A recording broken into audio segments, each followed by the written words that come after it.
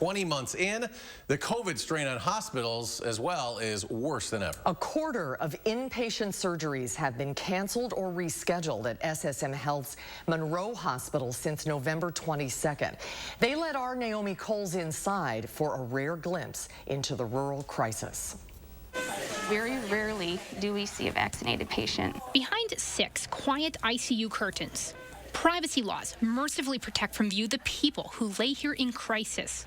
The people who stay here in crisis for days, weeks. These patients do not improve overnight. They do not improve over days. It's weeks and weeks and weeks at a time. If they make it out, it's not as frequent as we would like. They'll stay weeks more, months more in step-down facilities, living a new, harder life. And if they do survive, they have a very long road ahead of them. Their bodies are very deconditioned because they've been in bed for weeks, if not months. They're getting fed through a tube in their stomach. They're breathing through a hole in their throat. Monroe Hospital has 55 inpatient birth and ICU beds. Until recently, they avoided the surge larger hospitals experienced because they could send their patients to those larger hospitals. Now, those calls are coming the other way. We're probably fielding 6 to 10 calls every day from other hospitals wanting to transfer into us. A transfer they most often can't accept because, like everyone else, they're full. Starting in the 18-bed emergency room where overflow patients are kept while they wait. We can take 4 ambulances at a time.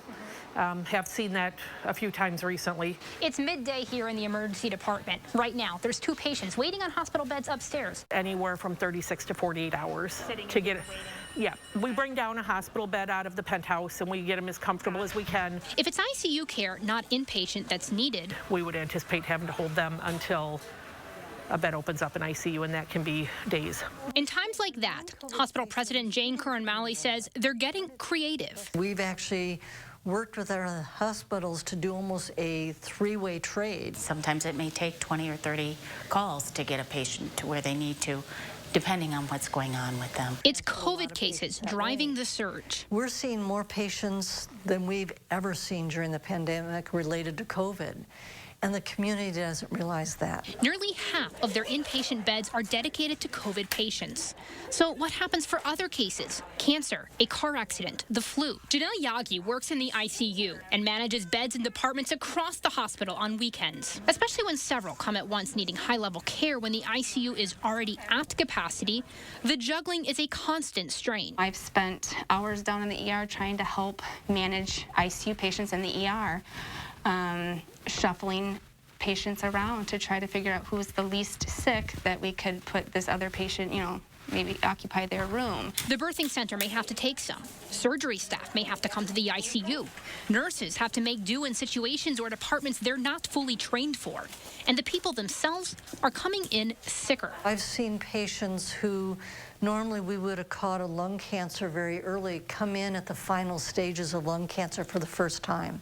I ask, are they dying because of that delay? Yes, because they kept thinking, oh, I shouldn't go in, this is just a cough, I'm fine. There isn't a clear light at the end of the tunnel. As upstairs in the ICU, COVID patients battle for breath, a reality that the medical world is begging the outside to reckon with. Prior to going on a ventilator, there's several of them that will just say, I wish I would have gotten my shot, I wish I would have gotten vaccinated. For News 3 Now, I'm Naomi Coles.